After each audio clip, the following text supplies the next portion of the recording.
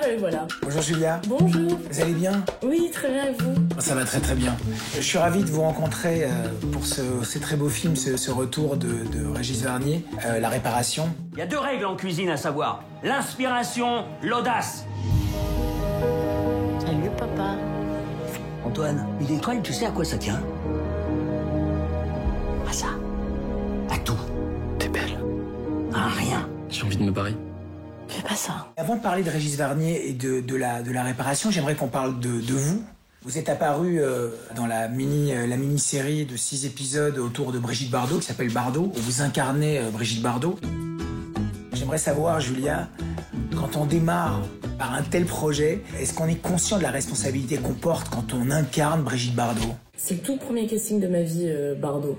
Peut-être que je suis très naïve, un peu bête de ma part, mais non, j'ai pas eu peur pendant le casting, pendant le tournage. Évidemment, c'était sur la vie de Brigitte Bardot, mais j'avais l'impression que je construisais un peu la mienne. Et que tout de suite, j'ai été prise par la vie de cette jeune femme, parce qu'on la regarde de ses 16 ans jusqu'à ses 26 ans. Donc je me suis identifiée tellement rapidement. Donc non, je pouvais pas avoir peur. J'ai eu peur après, quand la série allait sortir, quand il allait y avoir des critiques, moi j'en ai jamais eu. Mais je l'ai réalisé après, et je pense que tant mieux. On sent que vous êtes une jeune actrice avec beaucoup de sincérité. Donc dans le travail avec Régis Varnier, j'aimerais savoir comment vous vous retrouvez dans ce projet. Qu'est-ce qui s'est passé en fait? Avec Régis, en fait, tout simplement, il a appelé le directeur de casting, Michael Laguens, Michael Laguens a appelé mon agent. Et je crois que Régis a vu quelques jeunes actrices comme ça, mais on a pris un café ensemble.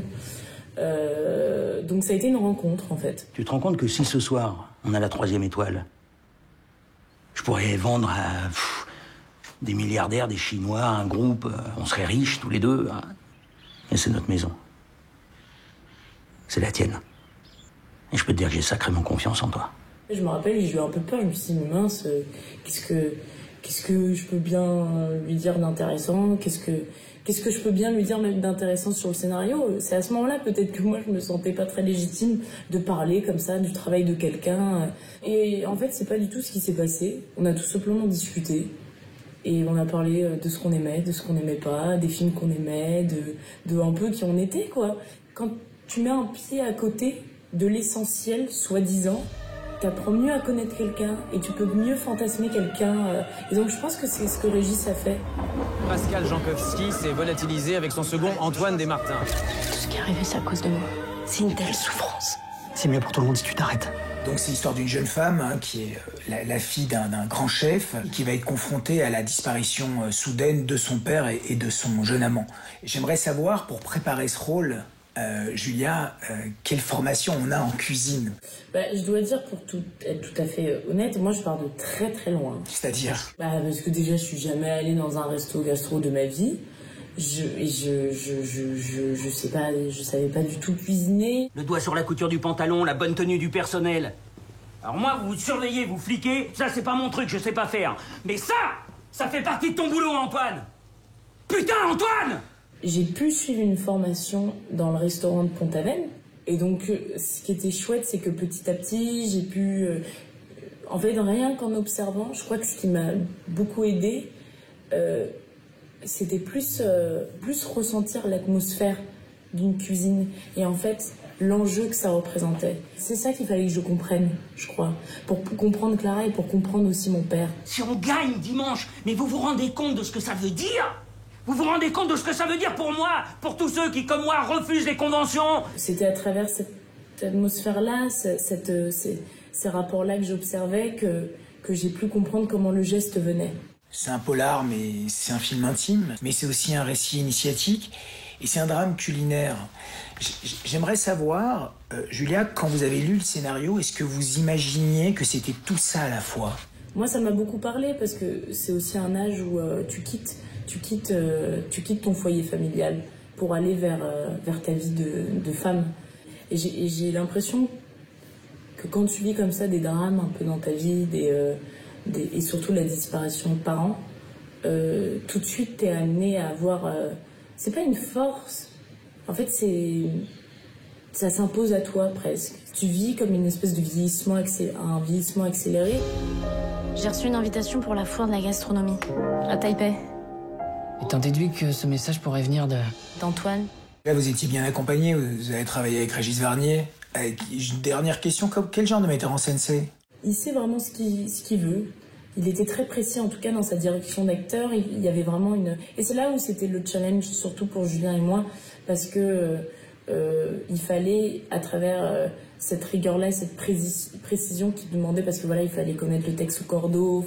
Il y avait une singularité dans la manière d'exprimer et de dire voilà, nos répliques. Et donc, là où c'était plus compliqué, c'était de trouver, nous, en tant qu'acteurs, notre liberté là-dedans. Le seul qui, pour moi, savait sublimer la poitrine de porc de cette façon n'était pas un cuisinier asiatique, mais un chef français. Vous savez, celui qui a disparu. Le grand Yang Ko.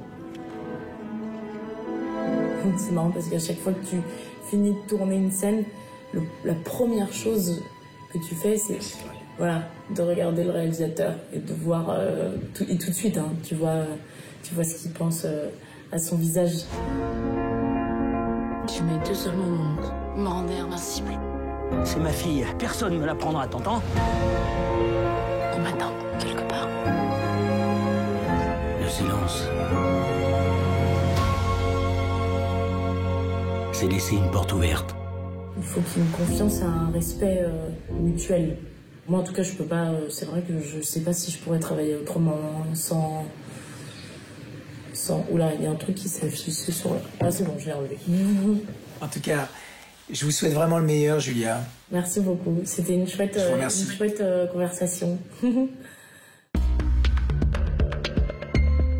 Insurrection, prostitution, révolution, réclusion ou dissension, l'heure est à la contestation cette semaine dans les salles.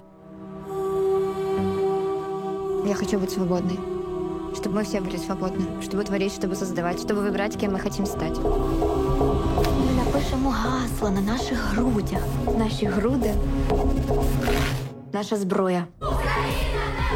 Сексуальний об'єкт перетворюється на об'єкт, який протестує. Наша місія – бунт! Наш Бог – женщина! Ми – En écho au mouvement Femen, la réalisatrice Charlène Flavier signe un vibrant portrait d'Oksana Tchatchko, une des fondatrices de cette organisation féministe née en 2008. Un biopic coup de poing sur le combat de ces activistes pour la liberté. Привіт, Гуго. Я Мар'яна. Mach dir keine Sorgen. Hier wird's dir gut gehen. Mama liebt dich mehr als alles auf der Welt. Ніхто не буде знати, що ти тут. Ні, відійди від вікна. Якщо запитаю, чий ти, скажи, ти син Мар'яни. Pour le sauver de la déportation, Yulia confie son fils à une amie d'enfance, une prostituée qui habite dans une maison close à la sortie de la ville.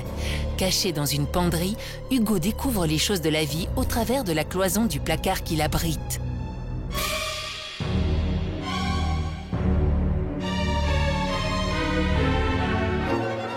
Scris-moi le branche. Da. Hai-l. Pentru tata, să moară Nănicu, că asta își dorește el. Hai că nu fi chiar așa. Cum nu e chiar așa? Cum nu e chiar așa, mă? Adică vreau să moară Ceaușescu și asta nu e chiar așa? Ce să tac, mă? Ce să tac, mă? Bă. Cum stăm cu tineretul studios? Eu zic că stăm bine tovarăși cu oameni. Atmosfera în general pozitivă. Nu se schimbă bă nimic aici. Nici peste 30 de ani. Bucarest, 1989. Dans une Roumanie au bord du soulèvement, les autorités préparent les festivités du Nouvel An comme si de rien n'était. Auréolé par un prix à la Mostra de Venise, ce film pamphlet dénonce avec humour les dérives totalitaires d'un certain Ceausescu. Single room, double room, and mobile. We have a new guest. I'm just passing through. We haven't been outside for years. Do you know the way to the exit? Which one? You haven't been out at all, have you? Monsieur K, magicien itinérant, passe la nuit dans un gigantesque hôtel la veille de sa représentation. Mais au matin, il ne trouve pas la sortie. Une histoire sans fin aux confins de l'absurde et du surréalisme. Papa a passé la moitié de sa vie à essayer de réunir ces instruments. Qu'est-ce qu'on va en faire? Leur premier concert. Un quatuor de Charlie Beaumont. J'en ai jamais entendu parler. Jusqu'à aujourd'hui, il n'a jamais été joué. Je vais le faire. Premier violon, j'imagine. Oui. En 2 jours, ils n'ont pas été capables de régler un seul mouvement. Samedi, ils sont censés en enchaîner 4. On reprend à 11. Pourquoi on reprend à 11? Parce qu'avant, il joue pas. 1, 2, 3. Astrid Thompson réussit enfin à réaliser le rêve de son père. Réunir 4 Stradivarius pour un concert attendu par le monde entier. Le réalisateur Grégory Magne nous fait voyager dans l'art, les subtilités de la musique et dans une belle aventure créatrice. À la semaine prochaine!